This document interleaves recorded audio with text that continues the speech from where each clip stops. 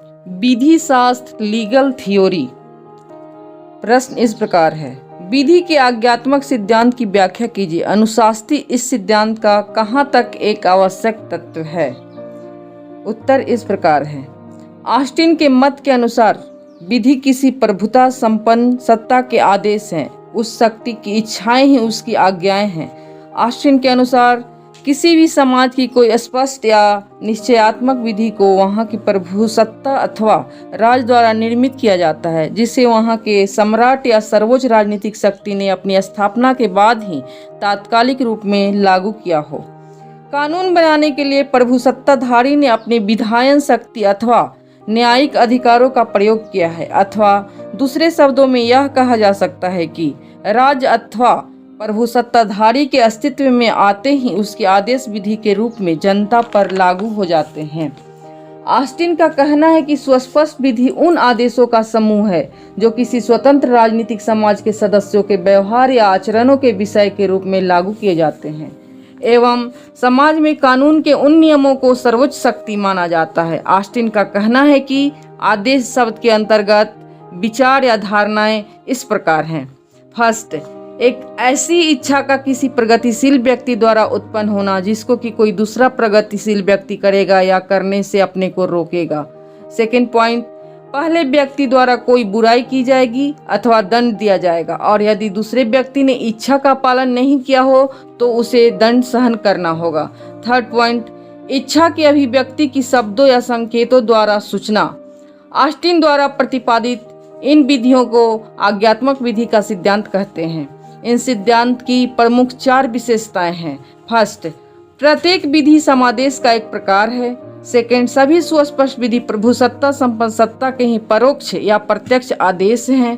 Third, प्रत्येक विधि एक प्रकार का आचरण संबंधी क्रम प्रस्तुत करती है। फोर्थ, प्रत्येक विधि के लागू होने की पृष्ठभूमि में राज्य की भौतिक शक्ति निहित होती है। ऑस्टिन द्वारा प्रतिपादित विधि के इस सिद्धांत में विशेष रूप से 2 बातों पर बल दिया गया है। फर्स्ट, विधि की सामान्यता एंड सेकेंड, विधि का लागू किया जाना। वास्तव में विधि किसी वरिष्ठ राजनीतिक अधिकारी द्वारा लागू की जाती है और समान रूप से बिना किसी भेदभाव के सभी व्यक्तियों पर लागू होती है, और उस प्रभुसत्ता संपन्न शक्ति में इतनी शक्ति भी होती है कि वह अनिवार्य रूप से अपने आदेशों का पालन लोगों से करा सके। सामंड का कहना है कि इस सिद्धांत के अंतर्गत एक महत्वपूर्ण तथा तथ्य छिपा हुआ है, क्योंकि यह सिद्धांत इस आवश्यक सत्य को उचित रूप से स्वीकार करता है कि नागरिक विधि का निर्माण राज्य द्वारा किया जाता है, अपने अस्तित्व के लिए राज्य की भौतिक शक्ति पर निर्भर रहता है और न्यायाधिकरण द्वारा उसका अनुशीलन किया जाता है। फिर भी वे इस सिद्धांत को एकांगी और असंगत तथा एक ऐसा सिद्धांत मानते हैं जो कि न्यायिक धारणाओं के अधूरे विश्लेषण के परिणाम स्वरूप उत्पन्न हुआ है। सामंड इस सिद्धांत को ऐतिहासिक दृष्टि से अपूर्ण, आध्यात्मिक दृष्टि से दोषपूर्ण तथा व्यवहारिक रूप में यथार्थ से बहुत दूर मानते हैं। ऑस्टिन ने विधि के तत्वों में से केवल शक्ति या बल को छोड़कर अन्य कुल तत्वों की अवहेलना कर दी है।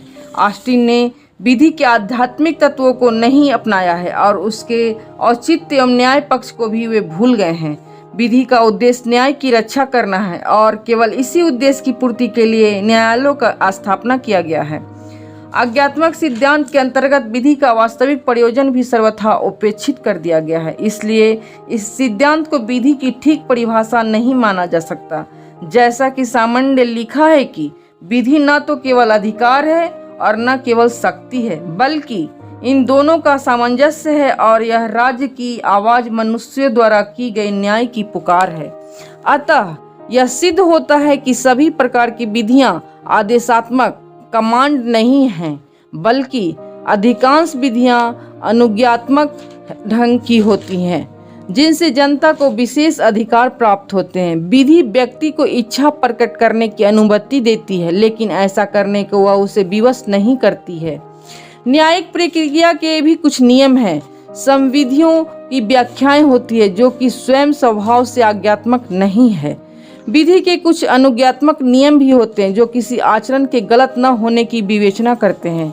विधि का आज्ञात्मक सिद्धांत विधि के पालन में भय के तत्व पर अत्यधिक बल देता है, किंतु विधि प्रारंभिक रूप में न्यायपूर्ण है एवं उसे लोकमत के आधार पर खूब सोच समझकर तैयार किया जाता है। अतः अधिकांश रूप में विधि का पालन इसलिए किया जाता है कि यह न्यायपूर्ण एवं सही है।